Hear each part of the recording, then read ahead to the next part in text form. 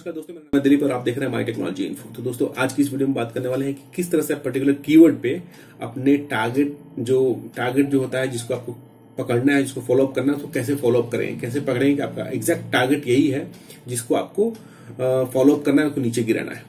इसके बारे में पूरी डिटेल में बात करना हूँ, आपको कुछ डेमो भी दिखाऊंगा किस तरह से आप इसको फिगर आउट कर सकते हैं, कौन है आपका एग्जैक्ट टारगेट जिसको कि आपको पकड़ना है, उसको नीचे गिराना है और अपने को वहां पे जगह बनाना है।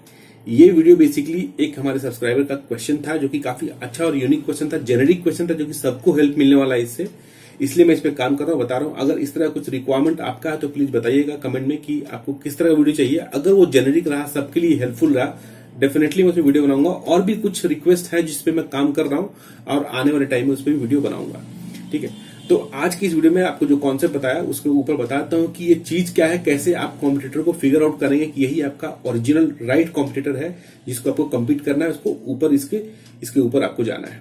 बहुत सारी चीजें फैक्टर करती हैं इसमें, बहुत सारी चीजें मैटर करती हैं इसमें। उसमें से आपको सभी चीजों पर फोकस नहीं करना है, लेकिन ओवरऑल जो प्रोडक्ट होता है, यानी कि डीए कम है, किसी में बैकलिंक ज्यादा है, किसी में रेफरिंग डोमेन ज्यादा है, किसी में रेफरिंग डोमेन कम है, किसी में ट्रैफिक ज्यादा है, किसी में ट्रैफिक बहुत कम है, लेकिन एक ओवरऑल जो प्रोडक्ट होता है जिसको एवरेज बोलता है आदमी, जो ओवरऑल प्रोडक्ट बन के आता है वो कैसा है, वो मैटर करता है यहाँ पे किसी को ऊपर ले जाने में, नीचे ले जाने में। ये जरूरी नहीं कि आप एक बहुत बड़ी साइट को टारगेट नहीं कर सकते हैं, you can do the target, आप उसको भी टारगेट कर सकते हैं, क्योंकि टारगेट जो होता है यहाँ पे वो पर्टिकुलर वेबसाइट पे नहीं होता है। टारगेट यहाँ होता है एक पर्टिकुलर यूआरएल पे, एक पर्टिकुलर आर्टिकल पे टारगेट होता है, क्योंकि हम पूरी वेबसाइट को नीचे नहीं गिरा रहे हैं, हम उसके एक आर्टिकल को नीचे गिरा रहे हैं। तो हम टारगेट हमेशा आर्टिकल को करते हैं। तो जो भी स्ट्रेंथ होता है, जो भी वीकनेस होता है, वो आर्टिकल का चेक किया जाता है, ना कि एक वेबसाइट का चेक किया जाता है। पहला पॉइंट टू बी नोटेड। अब दूसरी चीज ये आती है कि आप कैसे पता लगाते हैं कि ये वेबसाइट अच्छी नहीं है या वेबसाइट अच्छी है। अब जेनेरिक वे में सोच के बताइए कि कैसे आप पता लगाते हैं। या तो आप देखते हैं कि वेबसाइट का लुक एंड फील कैसा है, स्ट्रक्चर्ड है नहीं है। पहला चीज आप ये देखते हैं, वेबसाइट खोलते ही हमें यही दिखता है। दूसरी चीज में क्या दिखती है, दूसरी चीज ये दिखता है कि उसका जो वेबसाइट का कैपेसिटी कितना है, स्ट्रेंथ कितना है, कितना डीए उसका, कितने सारे बैकलिंक्स है उस पर, कब की वेबसाइट है, कितना ट्रैफिक आता है उस पर, कितना ब्रोकन लिंक्स है, कितना ब्रोकन बैकलिंक्स है। इन चीजों को देख के टेक्निकली आप कह सकते हैं कि ये वेबसाइट में दम है या फिर नहीं है। जैसे कि आपकी वेबसाइट अभी नई वेबसाइट है, 2 महीने पुरानी है, 3 महीने पुरानी है, आप खुद से कह सकते हैं कि यार वेबसाइट अभी नहीं, इसमें दम नहीं है, राइट। लेकिन इत्तेफाक से आपका कोई आर्टिकल रैंक हो जाता है तो फिर आपको कोई दबा देगा ये देख के कि इस साइट में दम नहीं है। एग्जैक्टली यही आपको करना है उस केस में, जब आप दूसरे की साइट को चेक करेंगे कि उसकी साइट में दम है कि नहीं है, उसके आर्टिकल में दम है कि नहीं है, और फिर आप उसको दबाएंगे। ये हो गया मैटर। अब इस मैटर को कैसे पता करें कि किस में दम नहीं है और किसको दबाना है, ये है आज का क्वेश्चन, और ये इसका सोल्यूशन मैं आपको दिखाऊंगा करके कैसे करना है आपको, राइट। इसमें मैं टूल यूज करने वाला हूँ Ahref यानी आरिफ टूल यूज करना, जो कि पेड है और मुझे उस पर पूरा ट्रस्ट होता है, इसलिए मैं यूज करता हूँ। रेकमेंड करूंगा आप लोगों को भी, आप लोग भी यूज कीजिए, काफी अच्छा टूल है। जो लोग फुल टाइम ब्लॉगर हैं डेफिनेटली उनको करना चाहिए, क्योंकि ये काफी हेल्प करेगा उनको उनके फुल टाइम करियर को आगे ले जाने में और जो रेवेन्यू होता है वो जनरेट करने में। तो चलिए सिस्टम पे चल के देखते हैं कि किस तरह से आपको फिगर आउट करना है। जो भी है लाइव करके दिखाने की कोशिश करूंगा, चाहूंगा कि आपको समझ में आए।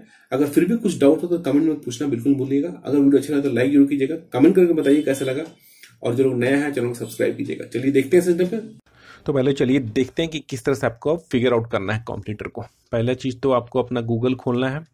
इसमें मान लीजिए कोई भी आप कीवर्ड उठाते हैं, जैसे कि है diet for weight gain in 7 days, ये एक कीवर्ड है जिसपे मैं आपको करके दिखा रहा हूँ। कोई भी कीवर्ड उठा सकते हैं, हर एक केस में सारा बिल्कुल सेम रहेगा, फाइन। और इस कीवर्ड पे अराउंड 1600 मंथली सर्चेज हैं, 22 सीपीसी है, और इसका जो कंपटीशन है 0.58 है, यानी कि 58 है, ठीक है। अब यहाँ पे बात आती है कि इसमें से किसको पकड़ना है आपको, जो भी है इसमें जितने भी है। तो पहला काम आपको क्या करना है कि जो वेबसाइट आपको लगता है कि नहीं ये ऊपर है, आपको नहीं टारगेट कर सकते हैं, तो सबसे पहले उस वेबसाइट को चेक कीजिए कि कौन सा वेबसाइट करना है चेक। क्योंकि बिना चेक किए आप कह नहीं सकते हैं कि जो 1 नंबर पे है वो बहुत पावरफुल है या फिर वो बहुत वीक है, क्योंकि कुछ वीक वेबसाइट होते हैं जिनका कुछ आर्टिकल हैवी हो जाता है और वो रैंक कर जाता है।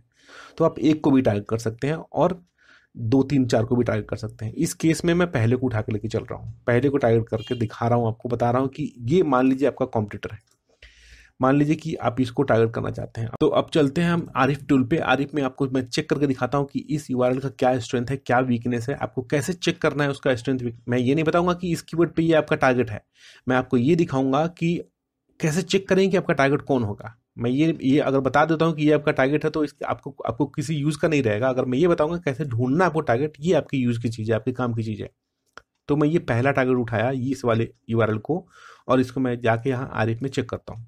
तो सबसे पहला काम जो होता है वो होम पेज को कभी चेक नहीं करता है, उस यूआरएल का चेक करता है। जैसे कि ये वो यूआरएल है जो कि मैं खोल के रखा हूँ, ठीक है। यहाँ पे डे के बाद 132 जो यहाँ पे है 132, ये वाला यूआरएल मैं चेक किया हूँ। इस यूआरएल पे आप देखिएगा तो बैकलिंक 273 है। इस यूआरएल पे डोमेन रेफरिंग डोमेन 19 है, और इस पे ऑर्गेनिक कीवर्ड जो है वो 4.4 कीवर्ड यानी कि 4400 कीवर्ड रैंक हो चुके हैं। ऑर्गेनिक ट्रैफिक अराउंड 14000 आ रहा है इस कीवर्ड पे, यानी कि जो कीवर्ड है हमारा ये कीवर्ड, इस पे उसको ऑर्गेनिक ट्रैफिक ऑलमोस्ट इतने का आ रहा है महीने का, जो ये बता रहा है। अब बात करते हैं कि इसके होम पेज पे, इसका होम पेज पे देखिएगा तो आप 17.8 मिलियन बैकलिंक्स है, राइट। रेफरिंग डोमेन 3.8 है, मिलियंस में बैकलिंक्स है। आपको डिफरेंस दिखा रहा हूं। अब आप मिलियंस में देख के ही भाग जाएंगे कि यार इतना बैकलिंक तो बनने से रहा, छोड़ो, नहीं करना है। नहीं, इस तरह नहीं करना है आपको। और यहाँ पे मैटर डीए देखिए वही है, और ये आरिफ रैंक वही है।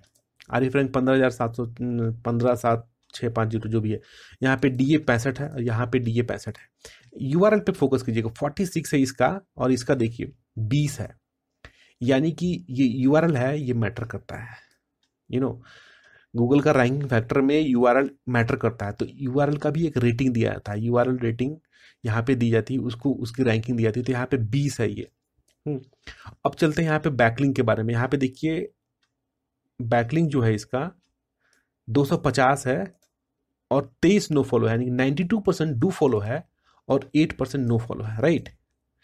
अब होम पेज पे जब जाकर देखेंगे तो मिलियंस में है, लेकिन यहां पे क्या है कि ये मात्र 32% डू फॉलो है और 68% नो फॉलो है।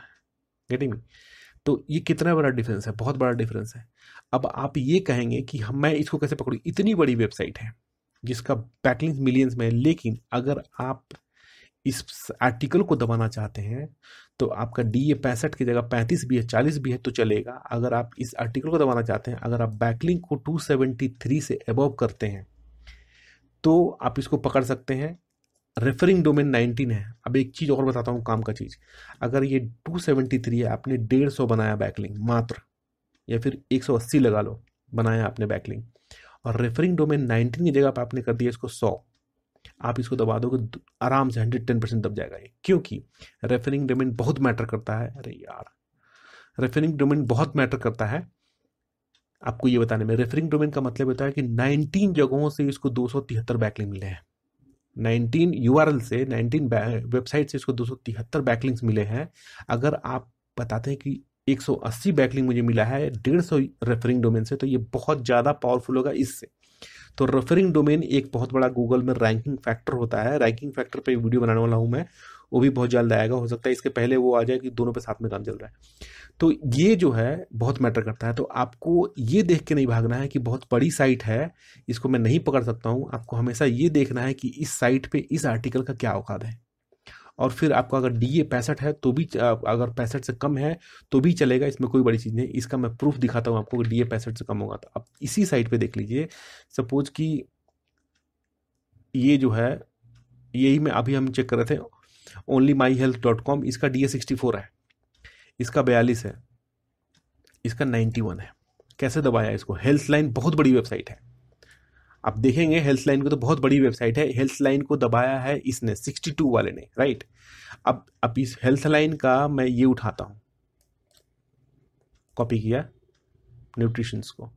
अब यहां गए, यहां जाके मैं इसको डुप्लीकेट करता हूं।